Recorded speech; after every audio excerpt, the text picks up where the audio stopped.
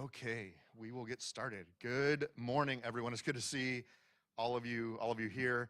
My name is Troy Swanson. I'm the library department chair. I'm very excited to welcome Jesse Sharkey to our library.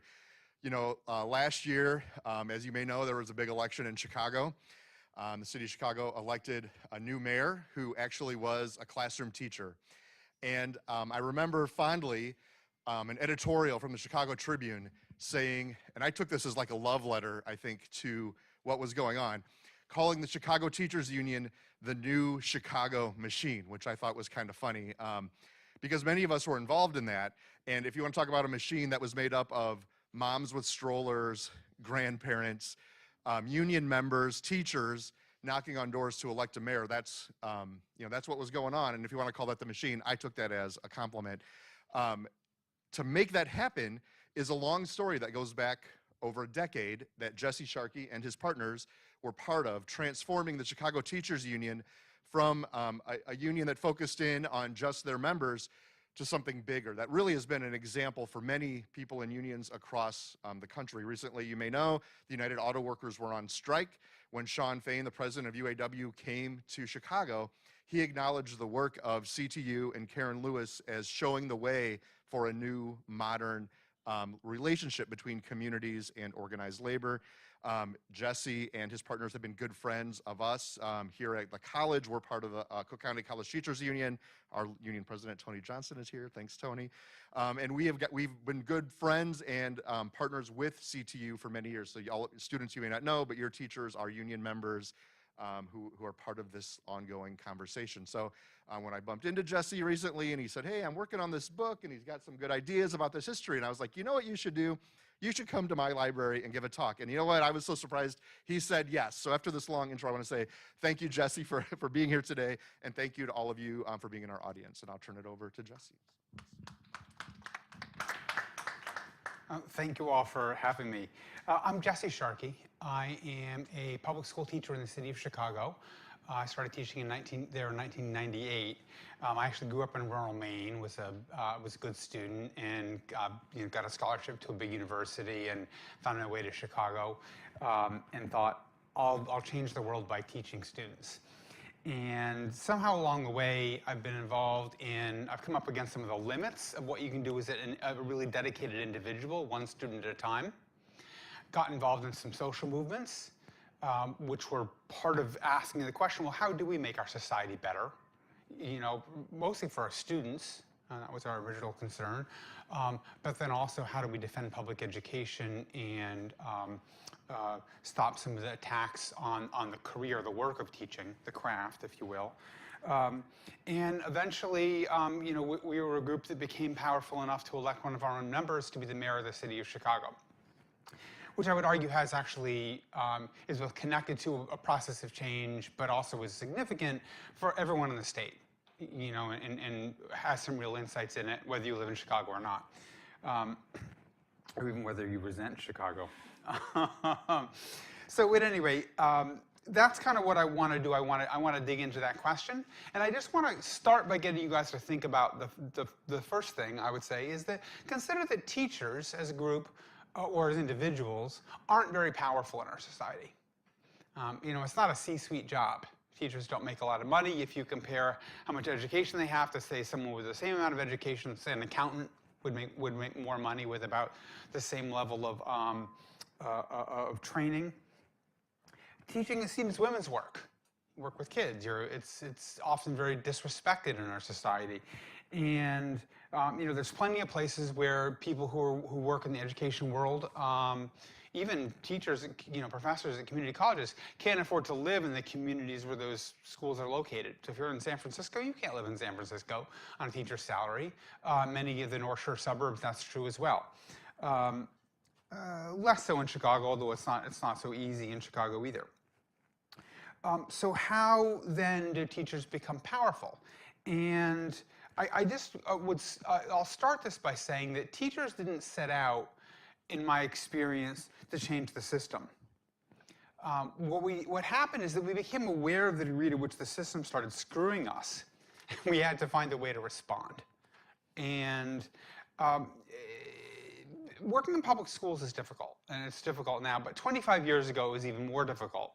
And just to give you a sense, I mean, I talk about this in three ways. Chicago has a deep legacy of racial segregation, in which, you know, there are sets of neighborhoods, especially in the north or southwest sides of the city, where with relatively good school resources and school environments were conducive to a high quality education, but then big parts of the city that were fairly starved systematically of resources. Have people heard of Benjamin Willis? Do you know this character?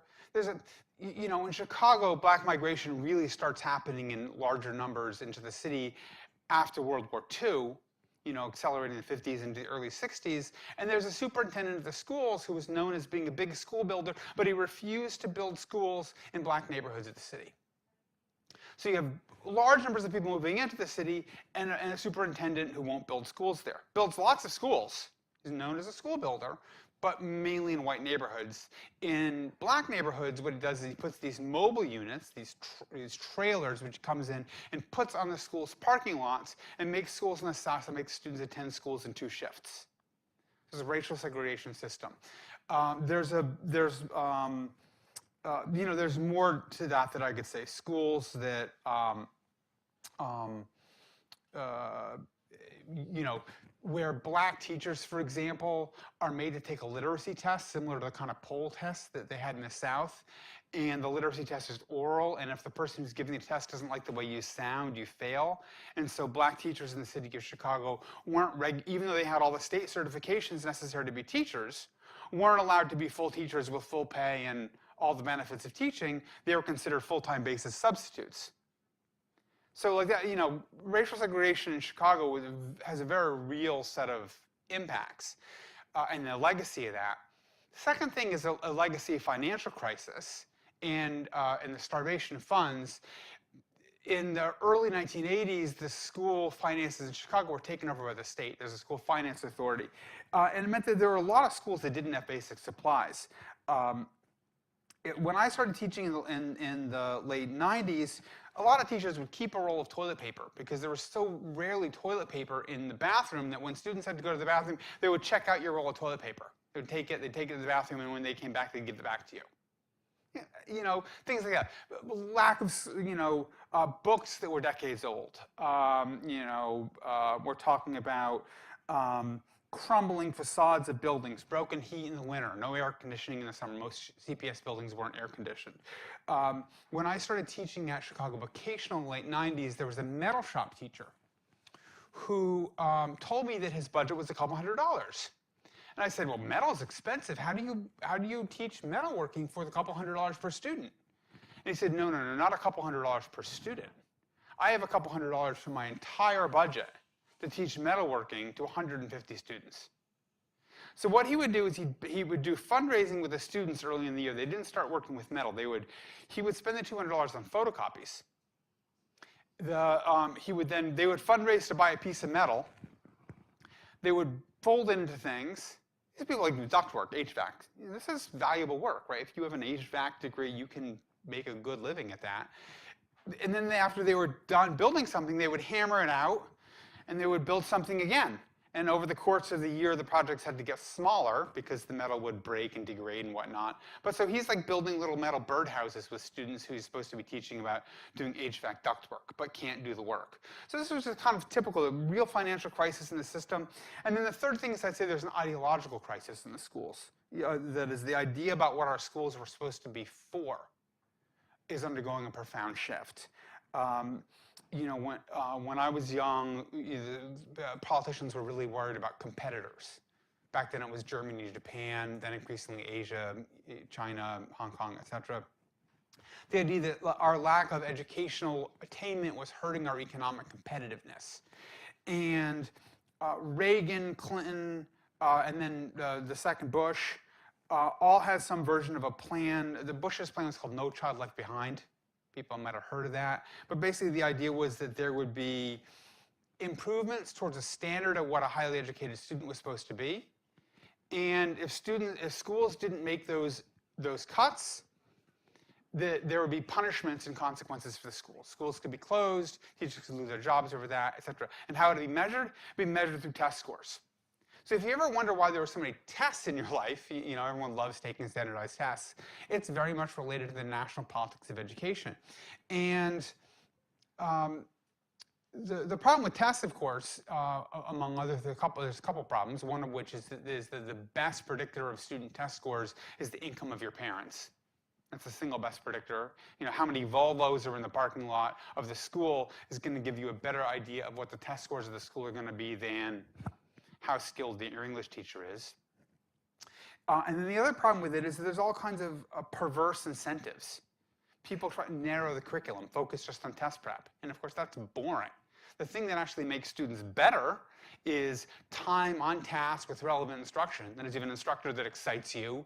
You know, you get into the subject, you spend time with it. You know, you've got relevant instruction that's challenging, and that's what actually makes you better at a subject. But there's a very way in which the test prep narrows the curriculum and makes school more boring, and then, by the way, also punishes schools.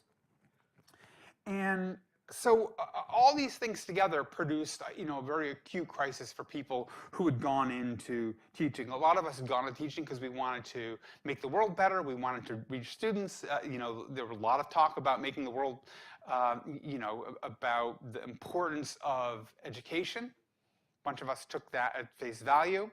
And then you get in the schools and you just discover that they're deeply segregated, they're starved of funds, and there's an ideological crisis in which your education is being narrowed down to testing. So that sort of sets the scene about why educators like me decide to try to do something about that. Now, this raises the question: if you're a teacher, how do you do something about it? You know, school systems are big bureaucracies. It's not like you can just, you know, go to your school board meeting and speak out. We tried that. We went to I spent a lot of time in my life going to school board meetings and saying there's a problem the way things run. But we had this idea that one of the institutions that was really going to be important and was going to open up our ability to change things was our union. And I'm not sure how. I'm not like the people here. How familiar are you guys with unions? A little bit. Some okay.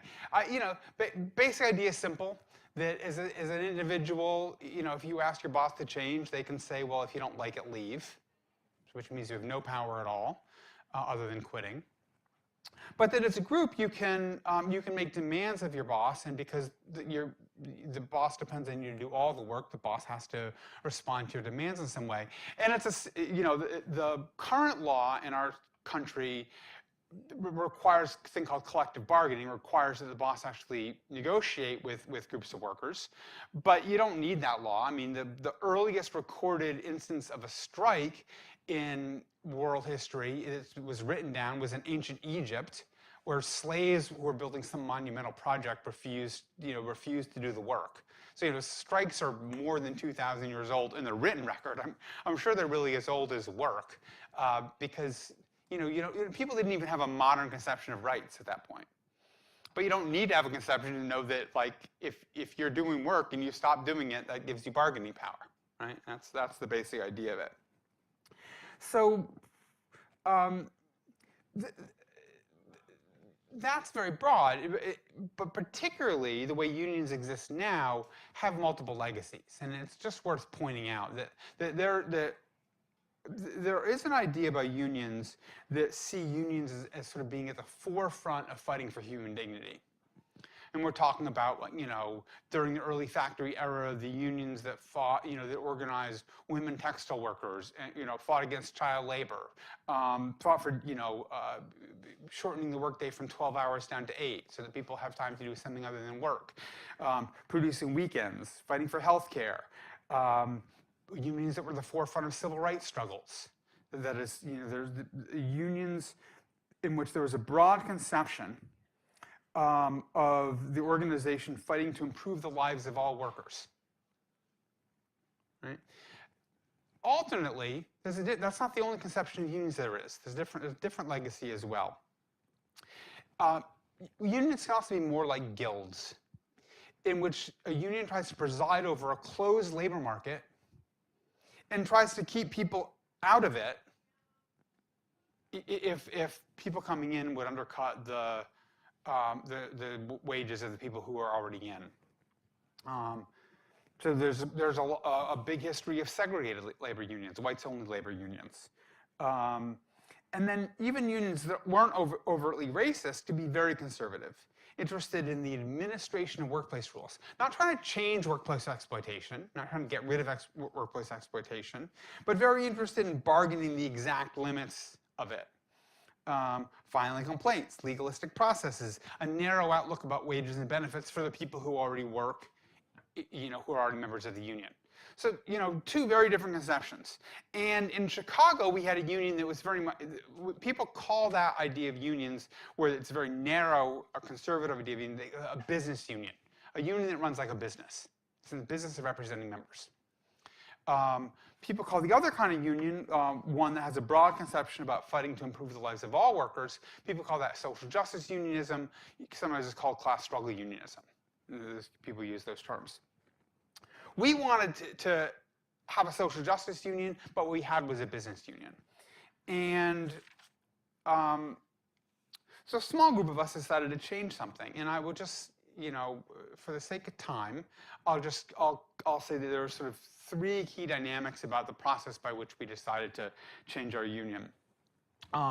One was we made a decision to organize ourselves, and there was a number of things that we did as teachers. None of us had any full-time jobs, or any of us had any full-time jobs as organizers. We all full-time classroom teachers, and but we would, like I said before, we'd go to public hearings and speak out. We would meet and share ideas. We formed a reading circle. We read a book by this woman, an author named Naomi Klein, called The Shock Doctrine, which we thought, described some of what was going on across the country in terms of the attack on public schools.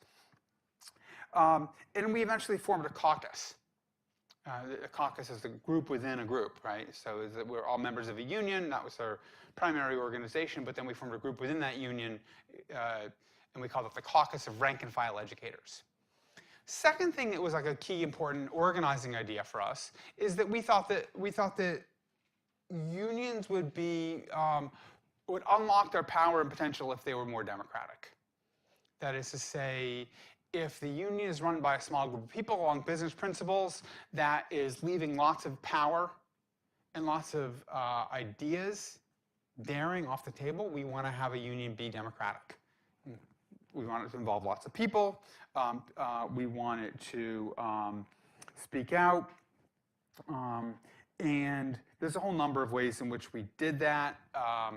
We did eventually wind up taking over the union, and so rather than just having a couple of people go bargain contracts, we brought a whole bunch of members into those rooms. We shared that information out widely. We involved the regular people in in the work that union did.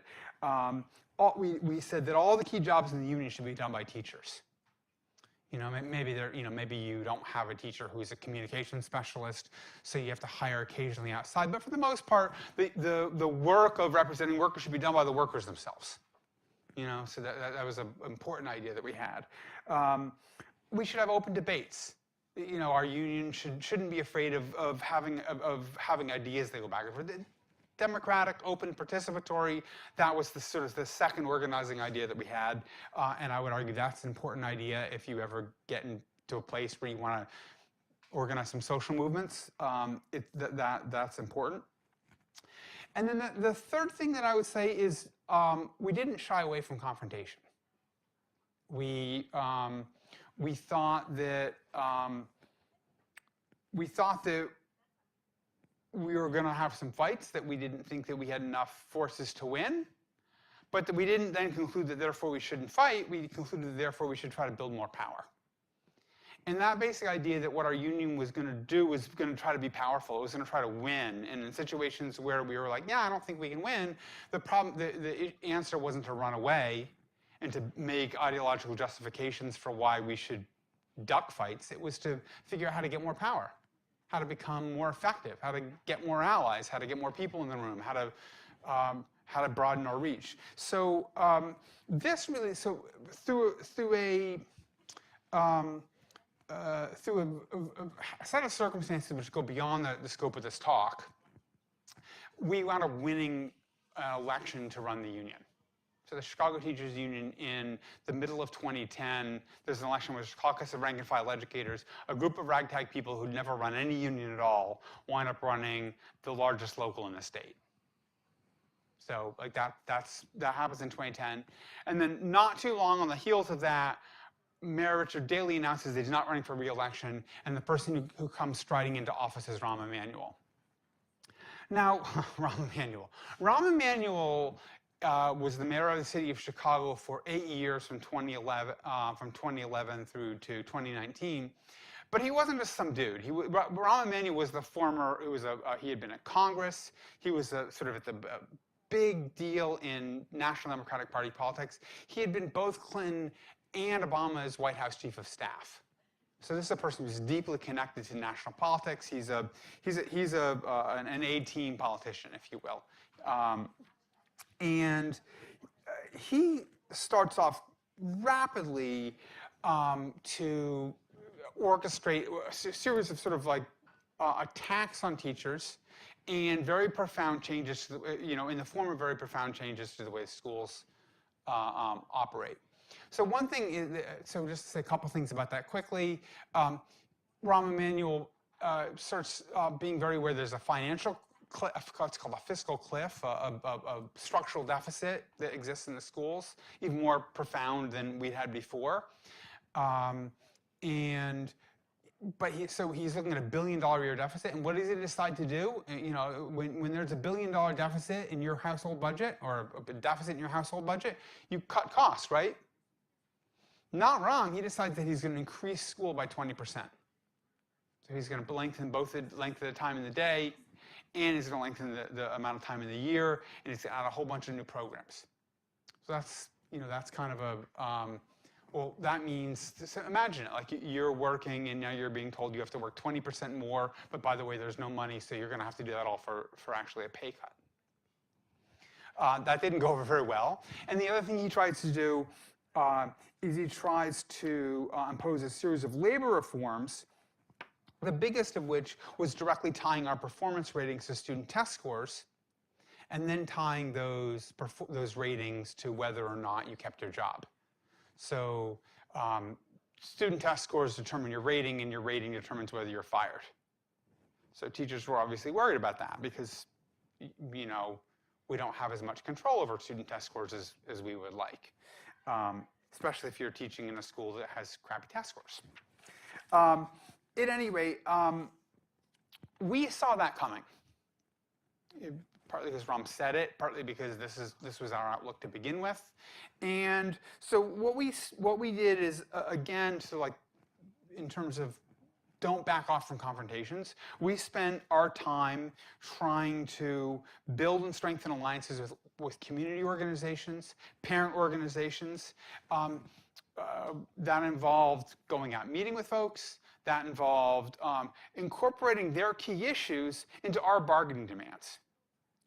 So, our union actually spent a bunch of time building an alliance with community and parents, so that when we had a strike in 2012, we had massive community support. In fact, 2/3 of parents supported the strike a week into it. And teacher strikes suck for parents. I'm a parent. You have to scramble to find arrangements for your kids. They're not in school. You want them in school. I don't buy the panic about it that people say, oh, you're endangering children. Do we endanger children every summer break? Do we endanger children every winter break? I think that's overblown.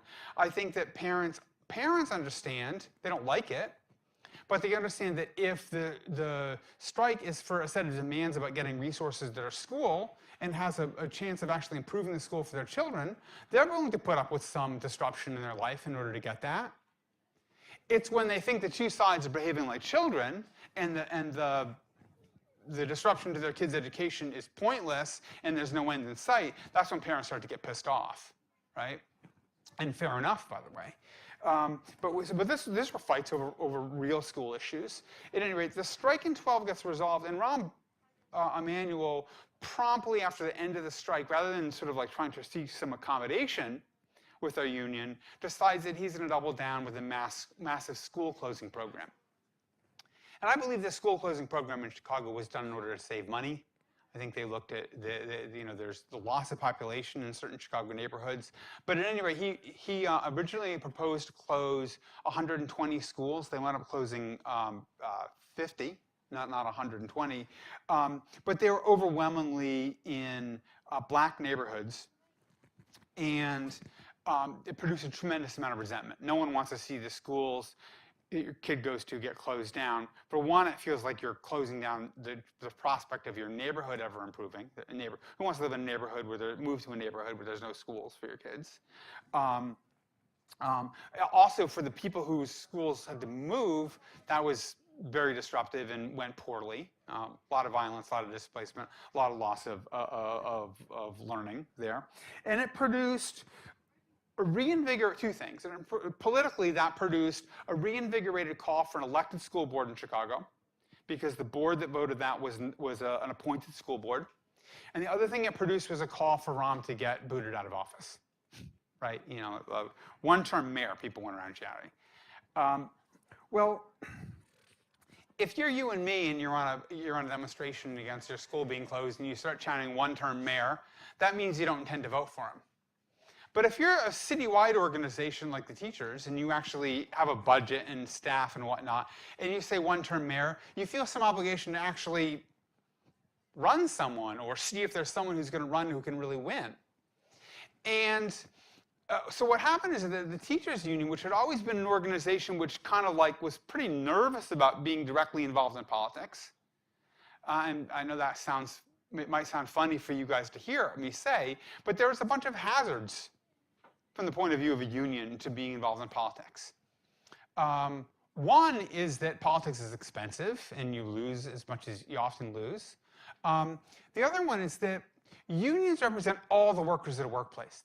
That's the definition of how unions work, or all are as close to all as you can get. Politics in this country, on the other hand, is very divisive. In fact, the two parties resemble each other a lot, have a lot of really commonly shared policies. Maybe less so now. Politics is more polarized than it's been. But historically, two parties very close, and they only have a couple of issues that differentiate them.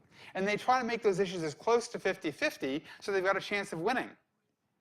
In other words, the political parties tailor their message to see if they can split off just enough people to win, meaning that both parties are pretty close to 50-50.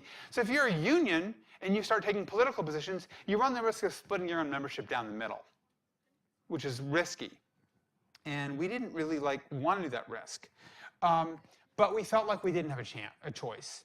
And we didn't have a choice because things kept happening to us which were controlled politically. And I'm not going to get to go through all of them in lots of detail again, because I want to leave some time at the end for questions. But there were a series of political decisions that were happening in Chicago at that time which really had very negative impact on the schools. A lot of which had to do with an ongoing financial crisis. The decision to close schools, for financial reasons. A school administration that rewrote the rules about how students could get special education status in order to save money on special education.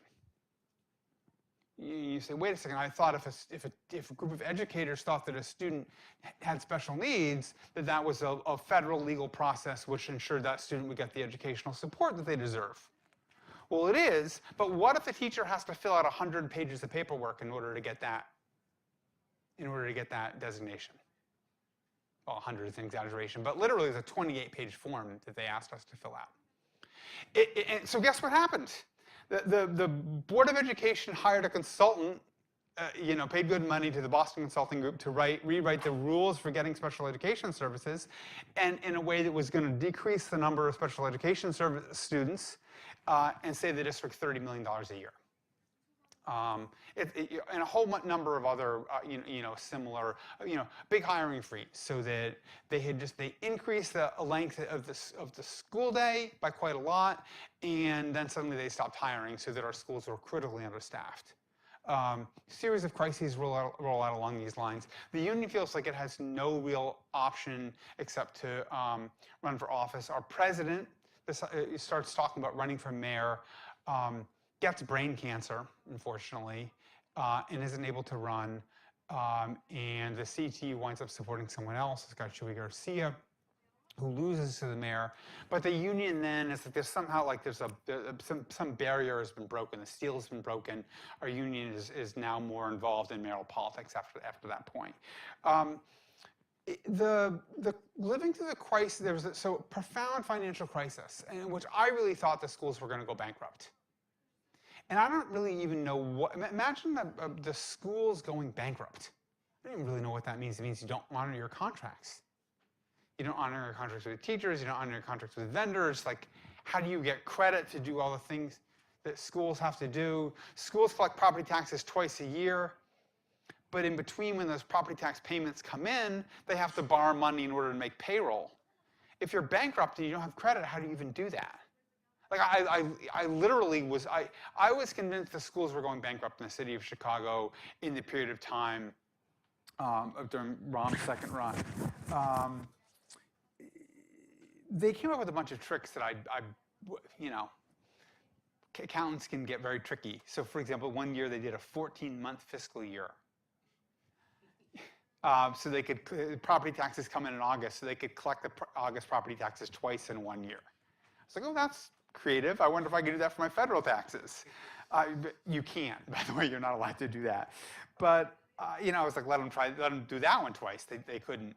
Then the next year they spent the reserves. So they completely zeroed out their reserves, meaning they had to they did a whole series of really risky bond trades, which actually they lost hundreds of millions of dollars on. And then finally they went to they did really risky high interest rate borrowing at the very end, in which they had a series of bonds that were due they couldn't pay. And so they went to the Zion Bank in Utah and got a loan for 450 basis points worse than the prime rate that you could have gotten if they were a good creditor. So some investor made a ton of money off that. That's an unheard of interest rate penalty. It's like 2.5 times, it's like adding 2.5 times the cost of your house on your mortgage. But they did that in order to make a payment. And then in the end, they actually were able to get through, despite the fact that Rauner was the governor, they were able to get through a financial package which funded the schools, an increase in taxes in order to pay some of the schools' financial obligations. So, how does that then lead to the CTU electing someone? Well, the CTU is during that period of time, is in a constant fight. We feel like a fight for our survival. We never reach sort of an accommodation with the Democratic mayor or with the political establishment in the city. We're constantly in combat and fights. We continue as a union to orient on social movements. There's, for example, a shooting of an unarmed teenager, or I guess he had a knife but didn't have a gun, and he's shot in the back by Chicago cop Laquan McDonald. People would have heard of this. It happened before the mayoral election in early 15, happened actually in late 14, but the word of it didn't come out until 14 months later or so, and that caused a big scandal, and our union sided with our students in the communities they were outraged by that instead of siding with the government and the police and whatnot. So we continue to take an oppositional stance. The other thing we did is we decided to organized our own political party, this thing called the UWF, in which, rather than simply all the effort and fundraising and door knocking and all the information from that going to the local Democratic Party, we decided we were going to try to own and control that ourselves. We adopted a strategy where, rather than simply running in every election, we were going to try to pick candidates very carefully that really championed our issues. So rather than endorsing in 100 different races, we would endorse in 4 or 5 races and only pick people who really were were fighting hard on things that we thought needed to be fought hard on. This produced, over time, a small section of candidates who we thought were really were champions, and a kind of a political ecosystem which we helped us develop our own political organization, some confidence, some understanding about how electoral politics worked, and et cetera. Rahm Emanuel decides he's not going to run for re-election in 2019, and he's replaced by Lori Lightfoot. Lori Lightfoot's administration is kind of a disaster. The city winds up being up for grabs in a whole series of ways. And the union decides to run, so when her term is up, the union decides to run had been a middle school and elementary school teacher, this guy Brandon Johnson. He taught at Jenner Academy, which is right in Cabrini Green in Chicago. And I had actually hired him as an organizer in 2011 as the union is starting to think about how we're going to transform our union to become a more educational justice-oriented union. So that's Brandon Johnson's background, and we won the election. Which in some ways is the culmination of a long political journey, but it's not really the ultimate culmination because there's still a lot of ways in which you don't have educational justice in the city of Chicago. And it turns out that just occupying an office isn't the same as being able to set all the terms in the agenda in a political city the size of Chicago. There's lots of other constituencies that are still there, but it gives us flavor for how we proceeded and what we did. So I want to make sure that we've got some time. We've got about 10 minutes. I want to stop talking, and if folks have questions or comments, now would be a good chance to do that. But do use the mic because this is being webcast, and that way it picks up your voice. What does the UWF stand for? Oh, thank you. It stands for United Working Families. And it was an attempt to build a political organization that could essentially function like a political party and promote the platform and ideas that our union was involved in. Thank you. Right on. Other questions?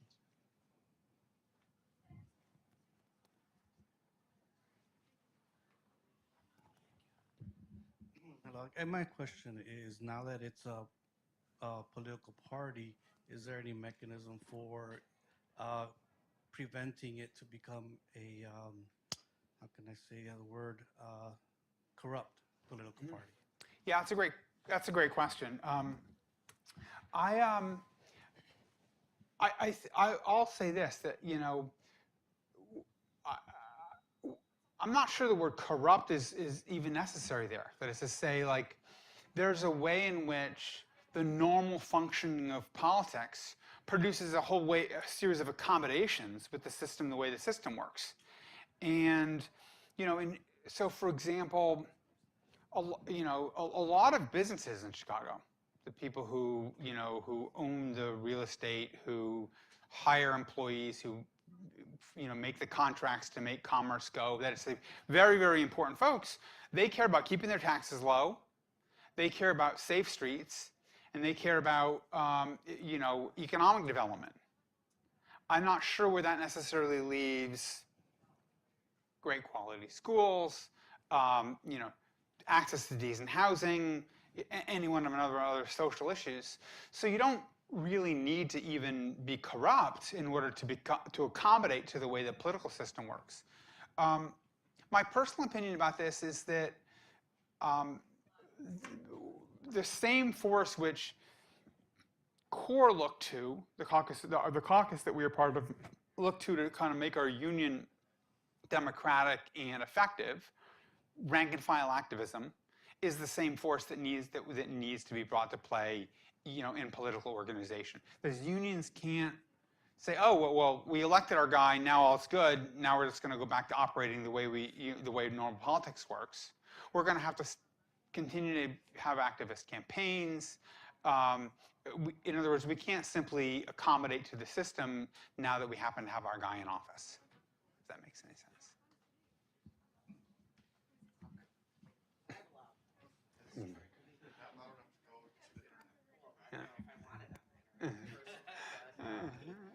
Hi. So I have a couple questions, but when you began talking and you say, all of you formed together in order to create this union and so forth, where are the students now? So we have, Johnson in order, or as the mayor. What about those same concerns? So you have the 504s or 28 pages, of teachers having to do this work in order to get special needs students the services that they need. So now we have a teacher in place.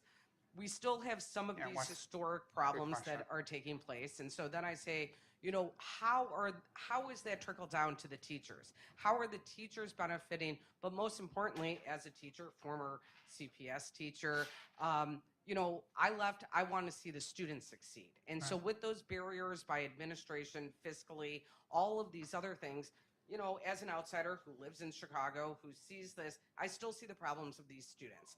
And how do you as a union address this? Now we got, Johnson up there, but as you said, it's not only education that he has to focus on. He's running a major city. So the bottom line for a person like myself who doesn't have kids, but I pay my taxes because I believe in education, I want students to succeed. They're the next members of society who are going to take me to where I need to be. But if teachers still have to do 28 pages, or they can't get the funding, or they can't do this, so what are your steps? I mean, that's a big loaded question. Let me say. I mean, so the short answer is that some things have improved. So, for example, the CPS's special education restriction was found illegal by the state. They got put under a state takeover, and there's been some improvements there. The IEP process is still a long process. That's an ongoing fight. But I can say that the severe rationing of special education is going on, has been reduced. Like, we actually have better access to services in that regard. And there's been some other things that we've done okay at as well. So, for example, in the last contract, one of the big issues had to do with the fact that most CPS schools didn't have a school nurse most days of the week. You would have a nurse on Tuesday. But if you got sick on Wednesday, or you broke your leg on a Thursday, there wasn't going to be someone there in your school. And CPS has agreed in writing to, and in fact, to have clinicians in schools now every day of the week. So, so again, there's been improvements there. That said, there's still problems. It's a take, for example, the question of violence, which I know a lot of people think a lot. My own son was at goes to a neighborhood high school in Chicago, and last week there was a fatal shooting at his school, and he was just up the block when it happened. We're just on the same street, block and a half away. So that's a bigger set of social issues, right? I mean, this is not just Chicago. This has to do with a bunch of internested issues that we have to work on. And so having meaningful violence prevention, which should be tied to students not being so hopeless, in the neighborhoods, that's a bigger program, and one that I really strongly believe that the labor movement is at its best when it's proposing solutions and thinking about how things can be better, and not simply trying to just say, okay, we're with this guy. Because Brandon Johnson comes out of our union, but it doesn't mean that he's immune from all the pressures of the way a system works. It really doesn't. Hi.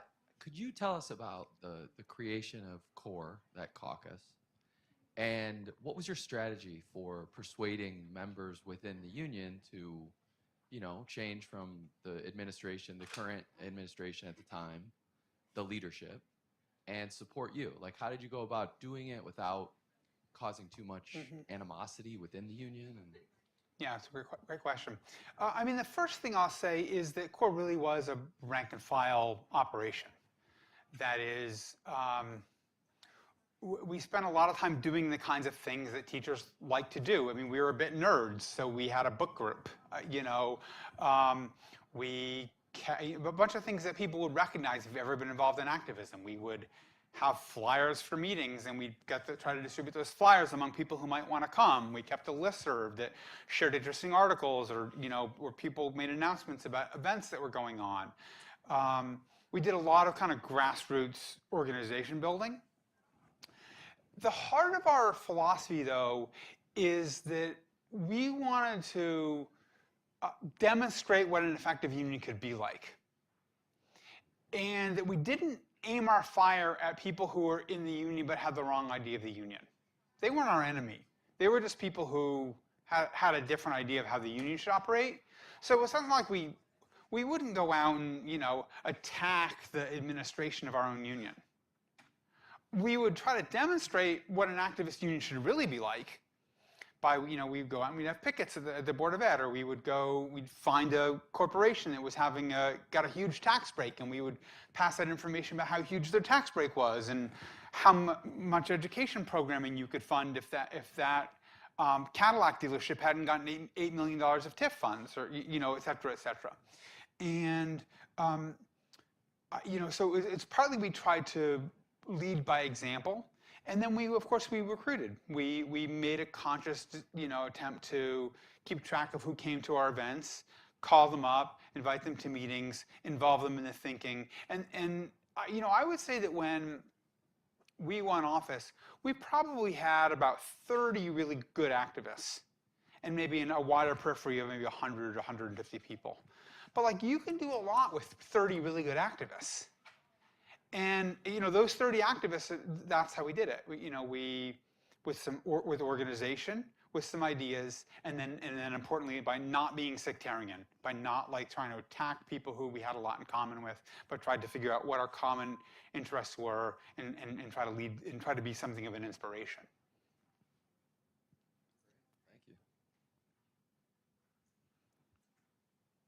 Thank you. Yeah, take a lot. I really just because I know we don't have much time, so and I know you can't answer this in a short amount of time, but the topic of selective enrollment is, and so you mentioned neighborhood schools and ROM closing those 50 and wanting this having people not have access to a neighborhood school, and then having people go through the selective enrollment process, and sometimes traveling. My office mate lives, in Mount Greenwood. Her kid goes to Lane Tech. Because, of course, I said, yeah, go to Lane Tech. I drive every day from Lane Tech. Exactly. But where was she going to go, within her own area? So she's on the wait list for March 22nd. Maybe Jones, she can transfer in because that's a less, a long, trip from Mount Greenwood up to Lane Tech. If anyone knows, it's a trip. For the sake of time, let me and I can't do much more than point you in a direction because I want to respect your time. And if there's people who want to talk more, I'm happy to hang out after. But I would say that our vision of this is that everyone should have a great school they want to go to actually in their neighborhood. That's the way it works in the suburbs. You don't have people in the suburbs saying, "Oh, I want to have 4 different schools to choose from." If you go to New Trier, you're happy to go to New Trier. If you go to Evanston Township High School, you're happy to go to that high school. There's a lot of really great high schools in the state of Illinois that don't require lotteries and special applications and a whole set of things that happens in CPS. What school choice in CPS is about, it's about rationing education. It means there's some small number of schools that you apply to get into that are well-resourced, that have, really challenging classes, that have lots of good students at them, and they pull from around, and then those students and resources don't go to the local school. I don't think that's something we can change like that. I mean, the system exists, and I'm not trying to kick people out of their schools. Obviously, parents have a right to choose. If you're a parent who's unhappy with your school, by all means, don't send your kid to that school. That's your child, for God's sakes, right? But it would be great if the schools could get it together to provide a really good school that people want to go to. That's their local school. So thank you guys all very much. I appreciate the chance to chat. Thank you all.